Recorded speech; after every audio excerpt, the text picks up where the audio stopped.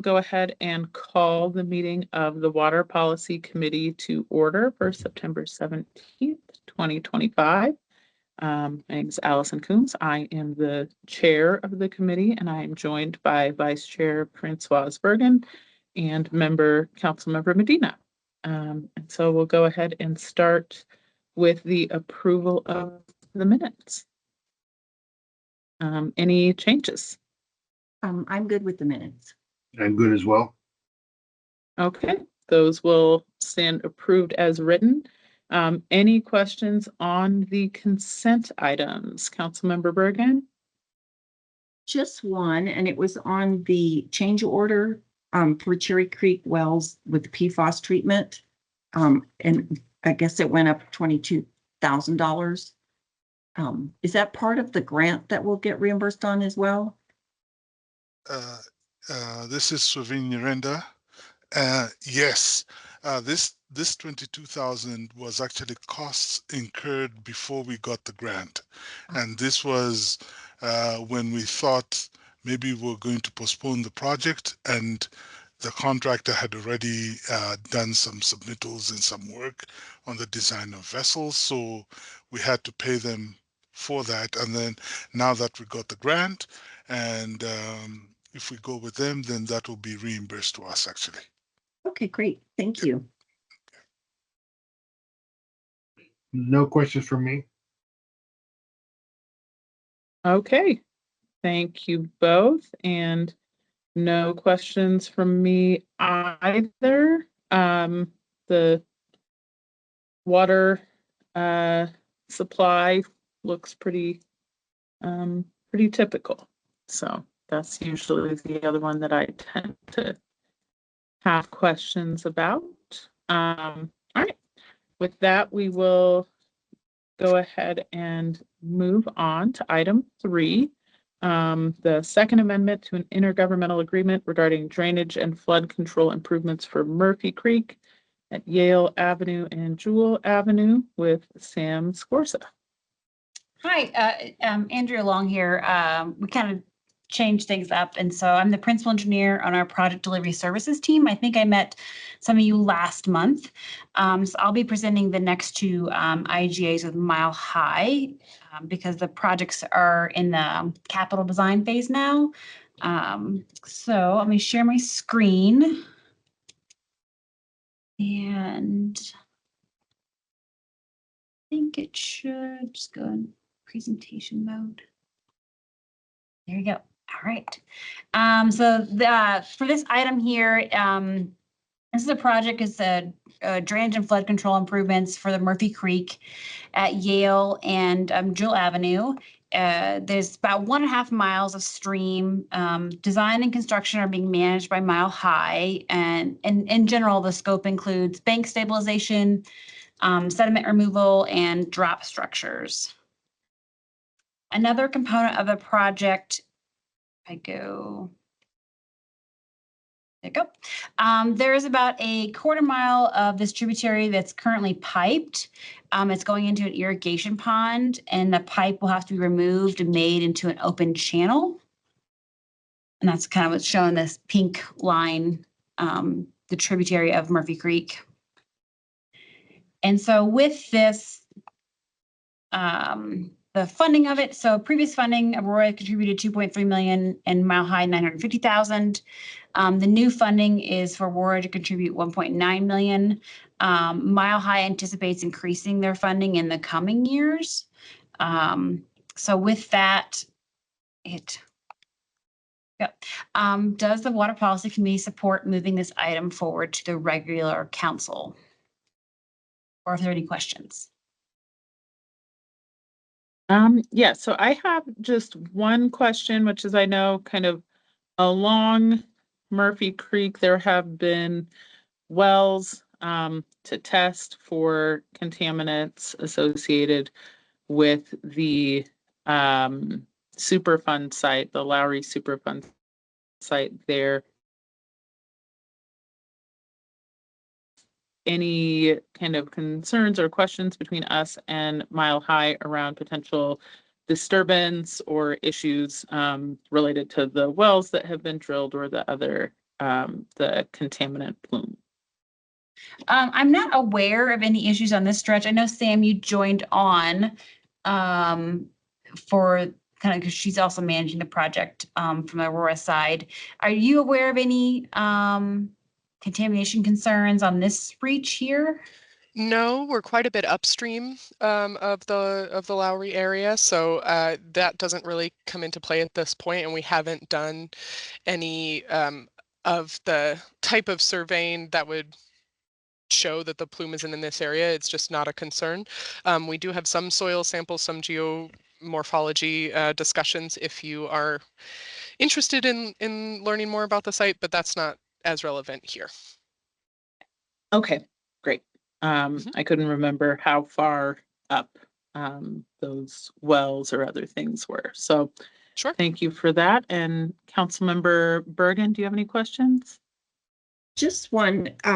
So the pipe has to be removed, and why is the pipe being removed?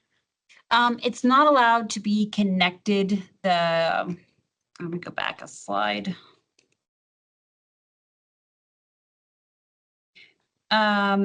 So currently it's piped into the irrigation pond, and we're not allowed to be, I think it comes back to like water rights. We're not allowed to be piping that water into the pond. That pond is used for irrigation purposes, and the water needs to go to the stream. So that's why we're removing that pipe connection and opening it, designing for an open channel so that it flows into the creek and continues on downstream. Oh, so it was just going to the pond. Yeah. Yeah, So Andrea, do you want me to chime in here a little bit? sure. So that pond is actually part of our reclaimed water system out of Sand Creek. And originally the stormwater conveyance or the stormwater pipe was discharging into that regulation 84 pond. And so we which was an error. So we need to disconnect it and reroute the stormwater around. Okay. Yeah. All right. Thank you. You bet. Thanks, Sarah. No problem. And Councilmember Medina, any questions? Not at this time, thank you. All right, so do folks support moving this forward to the regular council? Yes. Yes. And yes for me. So that goes ahead and moves forward. And then we have another one. So Andrea, that's going to be you again. Yep. My other PowerPoint.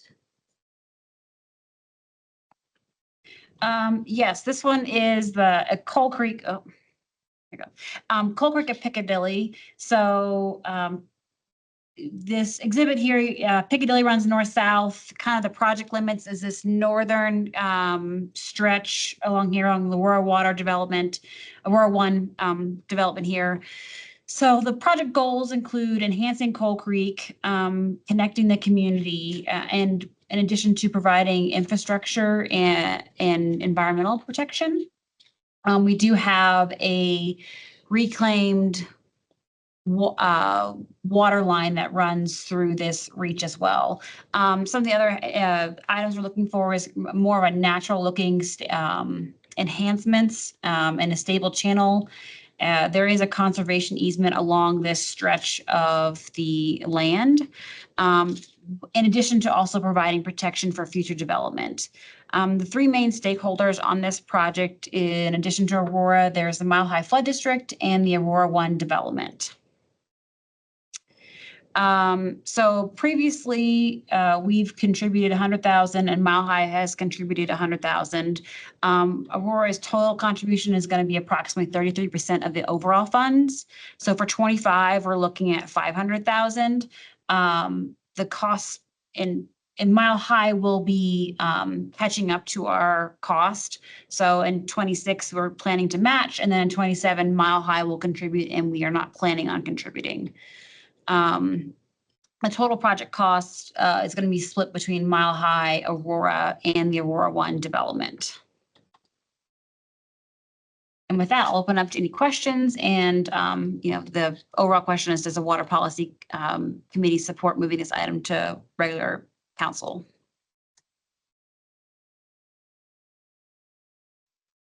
No questions from me. Councilmember Medina, do you have any questions? Not at this time, thanks. All right, Councilmember Bergan? Yes. What is Aurora One paying? The Aurora One development. Uh-huh. Oh, I don't know how I just did that. There you go. Because I thought you said they're contributing. They, yes, they are contributing. I don't have, they're anticipating to contribute a third of that, but this IGA is between us and Mile High. Mile High is managing the design, for this project, so I don't have, Aurora One's contributions, but it's planned to be a third, where a third is us, a third is Mile High, and a third is Okay. Aurora One. So it's more than the 2.2 million?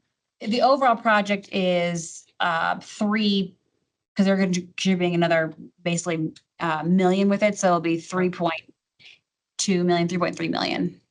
Okay, and then how wide is the channel now?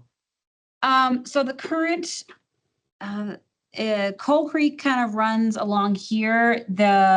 I don't have the dimensions on this stretch through this reach here.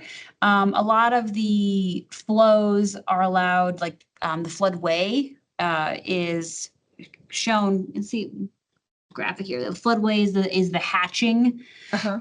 To the south of us is Murphy Creek. So at Piccadilly, we have Murphy Creek crossing on the south and Coal Creek crossing to north. So the actual stream varies in width along this reach. Okay, so it's not, it's the whole channel that's been widened. So what this exhibit is showing is kind of multiple things. One is showing the floodway and the floodplain through this reach. The actual creek portion is this blue line here. So the work will be along this reach here. Okay. We're in the early design phase portion of it. So what that enhancement would look like, a lot of it is buried type riprap material. So at the end of the day, the public really wouldn't see, in the old days, it would be like concrete lined, or we'd have like concrete reinforced riprap. This is going to be more naturally, aesthetically looking. So that's the direction the design is going for, but it's along this reach here and in the blue line here. Okay, and all the green area was already designated that way before the development ever came to be. Yes, Yeah, that is correct. okay. Yes. What is kind of Okay. hatched there is kind of showing the overall floodway. So when the naturally occurring kind of going through, this is where the waters goes. And so with this project, is kind of in addition to protecting our assets with the sanitary line, it is also protecting the development happening along the north side of the creek, so that we don't get bank erosion moving northward. That way. Yeah. Okay, great. Thank you. Yeah.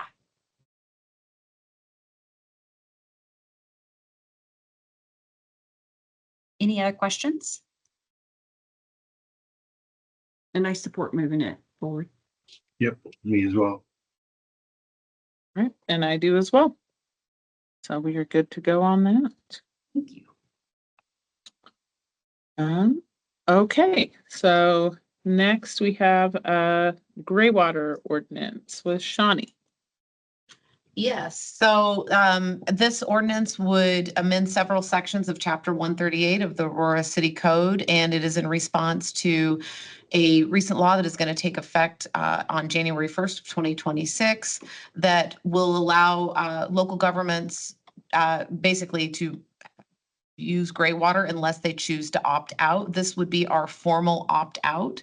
The reason why we want to opt out is, first of all, there are some public health concerns if the systems are not well managed from water being used that has the potential to carry human pathogens. And so that is one of the reasons. But the other main reason is we do not want to have gray water use infringe on our ability to collect that gray water and then reuse it as we intend to through our reuse system. So there's just a few changes. There is a provision in this also that would allow for the general manager to make an exception in some cases. So that might be appropriate. So the question for you all is, are you in support of moving this forward to the October 6th study session?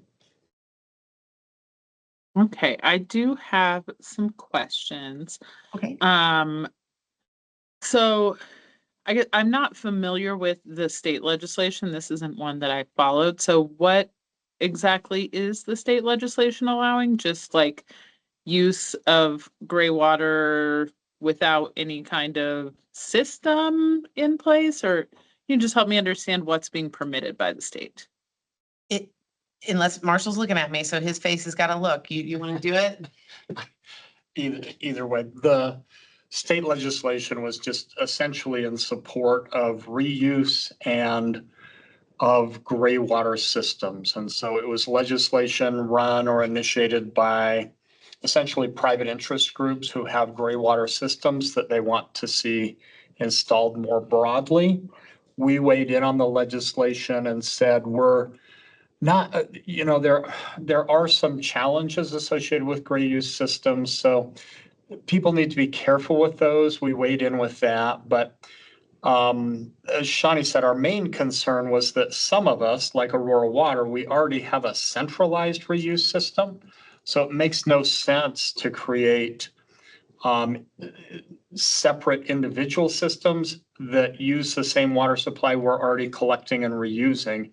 It's double dipping, and you are really investing twice in the same thing. So we, I think in the legislative process, we weighed in not with oppose, but amend, and said you need to amend this to not require everybody to use reuse systems. Where it landed was this opt-out clause. So they said the legislature decided they wanted to support reuse gray water systems, but for those entities like Aurora that already have reuse systems, we just need to be able to opt out and say they're not allowed except under, for our situation, we might allow an exception. We might have a large commercial or industrial user that we want to do localized reuse. We're a little bit, where Shawnee was talking about the public health concerns, we've got those more in kind of the single family residential space. You start putting these things everywhere. We already deal with a number of calls that come in with water softeners. People don't maintain their water softeners, and their water, the system, the tank goes septic. They get biological activity in their water softener, and they start calling us saying, hey, your water quality is bad. We're getting sick. We go out and inspect and say, well, not only are water softeners unnecessary and a bad idea in Aurora, you haven't maintained yours, and that's what's causing your problem. So that challenge elevates with gray water systems in a residential environment. So anyway, the legislation just supports these systems. It essentially forces water providers or municipalities to either create local ordinances to opt out and say they're not allowed, or by default now they are allowed in all systems unless people create these ordinances. Full transparency, we already have an ordinance that prohibits gray water systems. We have since Prairie Waters was installed, but this tightens it up a little bit to make sure it's completely consistent with that legislation. Okay, thank you for that background. I guess, I'm sorry. Oh. I still don't understand what gray water system is. okay, yes, we can start Sorry. there, and then I have a different follow-up question. Yeah, so a gray water system captures, so sewer, raw sewage is considered black water. So when you load it with toilets, essentially, that's a black water in the industry. What gray water is water that's been used but hasn't been loaded with things that are coming from dishwashers or toilets. So things like showers, sinks, things like that are considered gray water. They don't have the biological loading a black water does. So what a gray water system does is it targets, and I think that's in It is. showers, sinks, Showers, washing sinks, machines. So things that, so clothes washing machines, not necessarily dishwashers, that don't put the biological load in the wastewater. Those are considered gray water. So a gray water system captures showers, sinks, washing machine loads. It treats them to not a potable level for sure. It treats them to kind of an outdoor reuse level and allows them to be used primarily for either those same purposes again. So most people plumb them to reflush their toilets. Theoretically, it can be used for outdoor irrigation. That's where we get a little bit of heartburn. If you have a gray water system going to outdoor irrigation and somebody happens to decide to drink from the hose, that's not good all. So, but that's what a gray water system is. So is it farmers that use this? No, the No. companies Okay. that push the legislation are literally, and some of these are being installed, for example, down in Castle Rock right now. They're building in-home treatment systems. It's the company that really pushed the legislation through only has a single-family residential product. Last time we talked to them, so they're capturing the sinks, showers, washing machine water, and they're recycling it within the house and they're using it to flush toilets. So that's the most common example that's being implemented right now. Again, theoretically, I'm not aware of anything that would prohibit these from being used for outdoor irrigation necessarily. I could be wrong on that. But those are the products that are out there, and that's the company that pushed the legislation through. They want to get these in more and more homes. In theory, it's not a bad idea if people don't have a centralized reuse system. There are, again, some concerns with application, lack of a single-family homeowner, lack of knowledge in being able to maintain a system like this, and then depending on where the gray water goes for reuse, we've got some heartburn there. But for us, that heartburn really is kind of secondary. Our biggest concern is we're already recapturing, we're reusing this, and our ratepayers already paid for all of that infrastructure to do that. So for them to be, and future development, our connection fees are based on the additional contribution of those flows to our centralized system. So that's really why they don't work in Aurora. Eventually, commercial or industrial properties will probably, some of those have solutions, not the company that pushed this through, but there are some applications that make sense in those spaces. And that's why we want to have exceptions in our code, is for primarily those types of applications, and or we do have some service area that we can't capture for prairie waters right now. So we may look at some exceptions for those areas to just implement reuse if we can't get the water and get it back into our centralized system. Okay, so that's my question, is about the return flows issue. So if people are using this for toilet flushing, not for outdoor irrigation, which I understand, right? Like that's consumptive use. We wouldn't want that. But wouldn't it be roughly similar return flows once they've flushed it through the toilet? Or are we saying we want the return flow of the gray water from the dishwashing and the hand washing and whatever, that we essentially are charging ratepayers for using that water when they're using it for that use, and charging ratepayers for using that water when they're flushing the toilet? And in terms of our overall system cost, we don't want the water to get used for all those washing uses and then not be paid for, then only be returned to the system after the second use. Is that Like, I'm just trying to understand what that concern is on the return flows issue.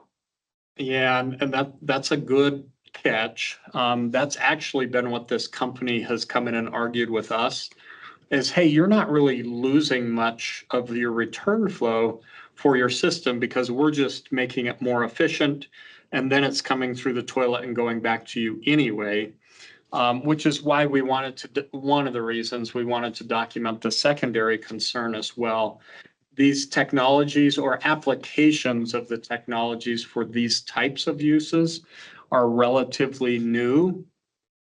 But you are right. If you set up a system that captures the gray water and then uses it for a toilet flush, we would get almost all of that water back anyway.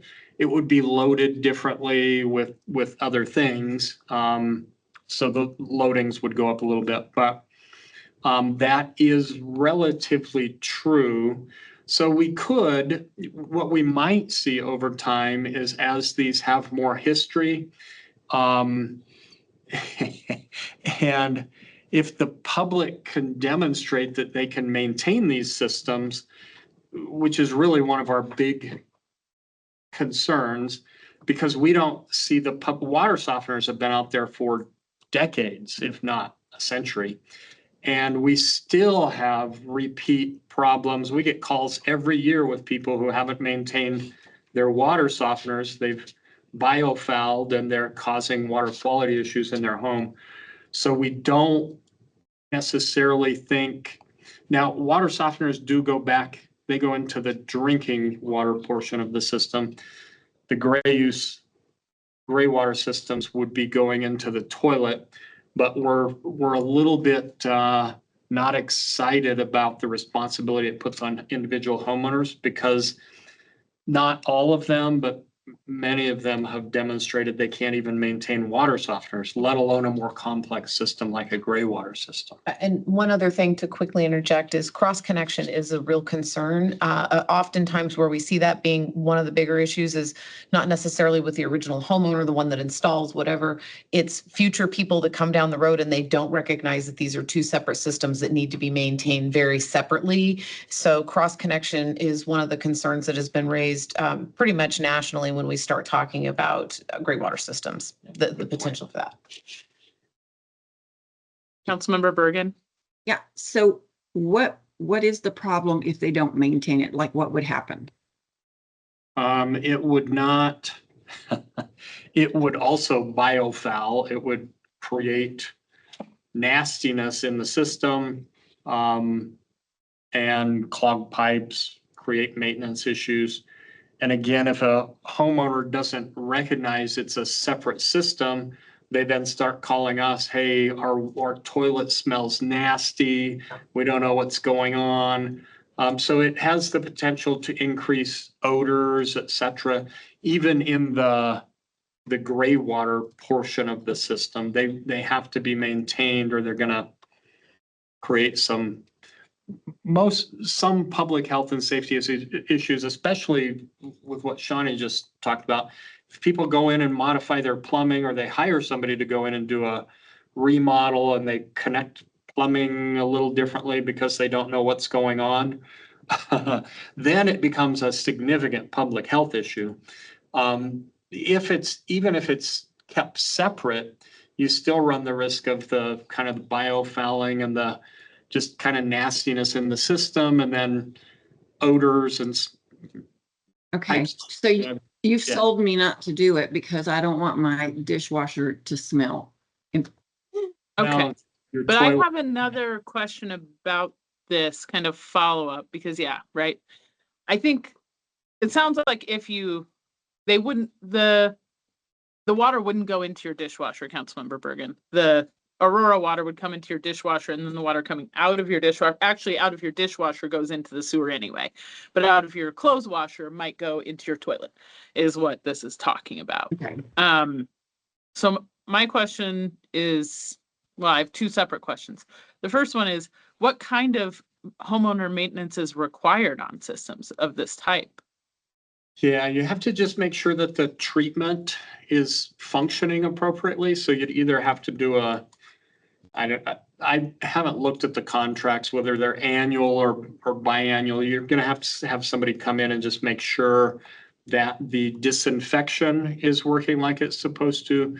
The removal of the sources we talked about in a gray water they do add nutrients. They add phosphates and sulfates and from soaps and detergents and things that are in there. So the system removes some of those and then has to kind of re-disinfect the water. So you've got to make sure those are working as appropriate. The other, you guys are asking great questions. So I'm just going to say the other part of the complication for us, what this company wants to do, and this gets into the point you made a second ago, Chairwoman Coombs, they want to come in and lower the connection fee. So they want a discount on their water connection fee. But we're saying, no, we're not going to provide a discount on the water connection fee because eventually the water is coming back. And so the people still have to pay for the centralized system. So that's the other complication. The finances on these don't make sense for the homeowner unless there's some, or the developer even, unless there's some kind of an incentive built in, because the systems are relatively expensive. I think $5,000 to $10,000 was the last number I recall seeing. So you have to have it make sense, you've got to provide a financial incentive. The companies want to do that through discounts on the connection fees. And if you've already built a centralized system, you can't discount the connection fee to make the individual system work either. So that's, I didn't get into that, but you guys, you're asking all the detailed questions. So that's the rest of the information for us. No, and that's super helpful to me because, right, like that's wild. If we're already paying for currently indirect potable reuse and proposed potable reuse where we're doing that maintenance, right? We are making 100% sure that all that water that's coming through is properly treated and that all of our systems are well maintained. But to expect every individual homeowner to do that is unrealistic. I think you're right about that. But also for us to pay them for that, essentially, when we're already paying to rigorously maintain those systems, seems like that's just going to end up costing us more for our system. And this goes to my second question. If they don't maintain their system well, and there are contaminants, including potentially bacteria and other things that end up coming then through that toilet into our system that we're then trying to use for the DPR program, then it seems like we have then all these unknowns in terms of contaminants that we're going to have to test for, treat for, and address. Yeah, to some degree. To be honest, the discharge from a gray water system after it goes through the toilet back to us doesn't cause as much of a problem. Okay. There are some theoretical benefits if somebody's really paying attention and maintaining a system. Hopefully they're learning enough not to flush wipes that are really never flushable. So there could be some kind of indirect benefits, but the loading back into our sewer system isn't as much of a risk to us. The risk is more to the property owner. There's no regulatory entity that is responsible to make sure they're doing that maintenance or that the systems are working. So if their pipes start clogging with biological matter or biofouling, and their toilets start to smell, that kind of stuff, they, again, nobody's monitoring that except for the individual property owner who is not well positioned to do that. And that's when probably eventually they would start calling us and saying, hey, we've got this nasty odor in our house. We don't know what it's about. Can you help us? And it's similar with a water softener. We'll go out and take a look and say, yeah, that's your system. You need to pay somebody to come out and take care of your system, or you need to learn how to do it yourself. So it would increase that part, but the risk of the biological loading or not maintaining the system would really be more on the individual property owners. One other really quick thing to interject is we are required to go out and monitor backflow prevention devices that are being tested every year for commercial properties or multifamily properties or industrial properties. We are not required to do that for residential properties. And so kind of also back to that cross connection control issue, if there is a cross connection that takes place within the property itself, certainly not good for the people that live there, but also because there is not a requirement for backflow devices to be tested on residential properties, it presents a risk to our distribution system. Now, it might be small, however, given the fact that it's an impossibility for us to go out and do that, the checking of those backflow devices, it is still, the risk is small, but it's still present. And to me, that is probably, when we start talking about public health, that is the place that I get most concerned, is that we certainly wouldn't want to have something introduced to our distribution system in that way either, so. And the risk is small for an individual application. Yeah. But the risk might not be that small if you have a whole neighborhood, Yes. for example, that installs these things and half of them don't maintain them, or a significant number of them do things that are not great. Then our system could be at risk for failing some of the very stringent testing we have to do. Yeah. So it's kind of in theory, it's not necessarily a bad idea. The application has some challenges, and it doesn't work well in Aurora because of our centralized system. Right. And so just kind of following up on one of the things you mentioned, so there are not standards and regulations around these systems kind of ongoing. Maybe there are some for setting it up, right? For the initial system, there are some standards, but maintenance standards are not in place. Right. There's no regulatory enforcement after, to your point, the initial systems have passed the appropriate testing, they're approved, blah, blah, blah. But after the installation, there isn't any regulatory agency or responsibility to deal with these other than the individual property owner. And we don't want to add that into our requirements either of things that we need to do. Okay, that all makes a lot of sense to me. Councilmember Medina, do you have any questions remaining after Councilmember Bergan and I went through all that? Now you guys, I think, did a good job. Great questions. Thanks. No, it's good. All right, so we're good to move this forward? Yes. All right. Well, thank you both, and thank you all for the helpful answers to the questions. All right, so next we have miscellaneous matters for consideration. Anything from council members? None. All right, anything from staff? Oh, Councilmember Bergan? Just, can we get just a very brief update on the WISE system in terms of usage? Yeah. Maybe it's very low. I don't know. Is it in there? In the water supply update, if we go to the very end, there's the last page. So page 15 of the packet, which is page 10 of the water supply update. The last graph and paragraph talk about WISE. So they calendar year to date, they've used 2,248 acre feet.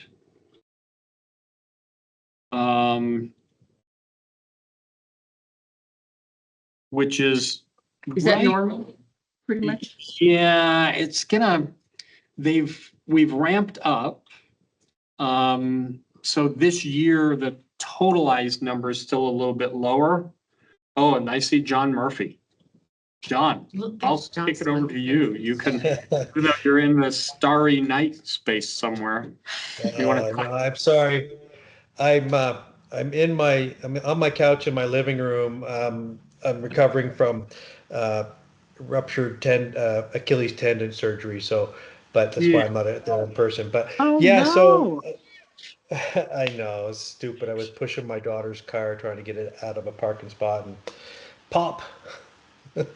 So yeah, South Metro and Wise, what you see in the packet is the calendar year deliveries. That's what was originally requested a long time ago, I think by Greg.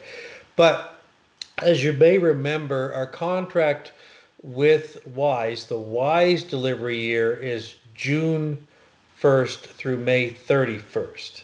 So that's what we make an offer for, is in that Wise year, June to the end of May. So it's a little confusing when you look at the packet and you see a calendar year delivery there. So June 1st of this year, 2025, marked the first year where we are going to operate under the 10-year block that's in the Wise delivery agreement.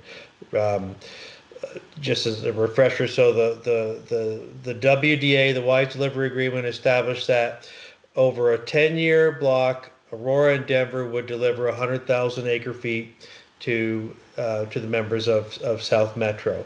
We reduced that for this first block to 95,000 acre feet because we anticipated some hiccups getting all the infrastructure connected, and that certainly has bore out. The DIA connection is ready to go. It's fully hooked up and ready to go, but we're not ready to go on the South Metro infrastructure out at Binney. So they built a new facility out there to do the disinfection piece themselves, and it's ready to go, but they're still working on all of the programming, the SCADA programming and everything. And my understanding, I thought that was going to be ready by September, but it's not. It's going to still be a little while. So we started in June delivering 6 MGD, 6 million gallons a day to them, and we had to reduce that kind of in the peak of the summer when our demand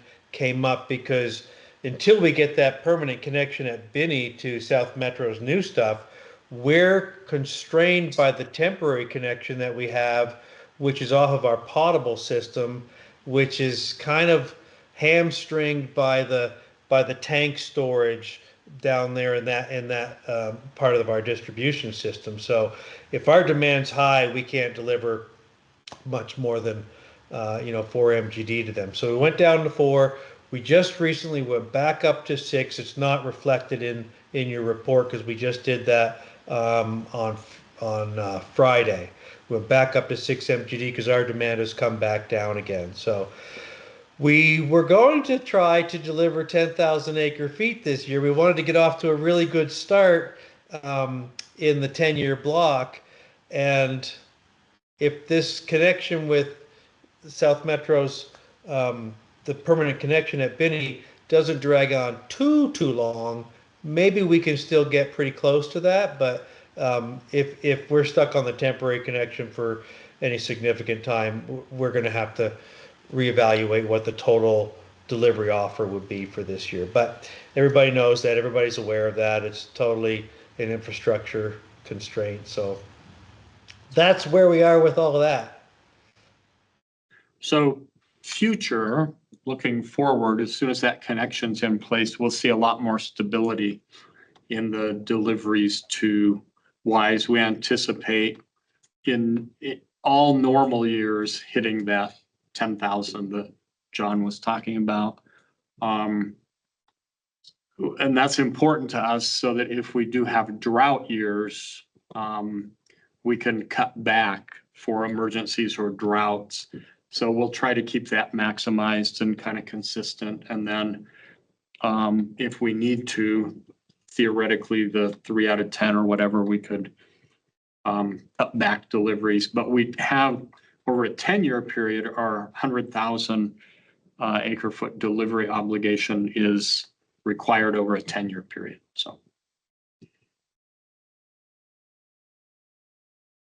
All right. Thank you.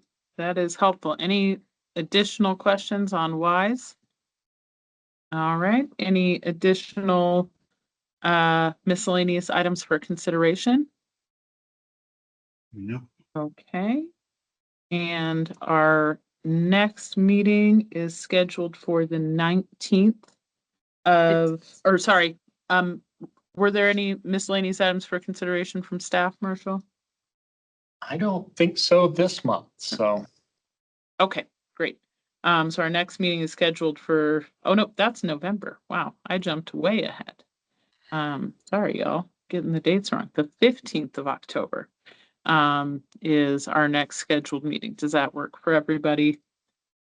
I think so. It's the tail end of the IBTTA conference, but I think I'm okay. Oh, well, we're trying to do in person. Do you want us to move it? No, let me, I'll know better, like in the next couple days Okay, of the schedule. Yeah. And I'll let you know. okay. Yeah, we can try to shift stuff around because it sounds like it would be preferable for staff if we can all make it in person to talk about the development issues. So. All right, awesome. Well, we'll plan for that for now. And if there needs to be a change, we'll take care of it by email. So thank you all so much. Have a great rest of your day and we'll see you soon. Good one. Thank you. Thanks. Bye.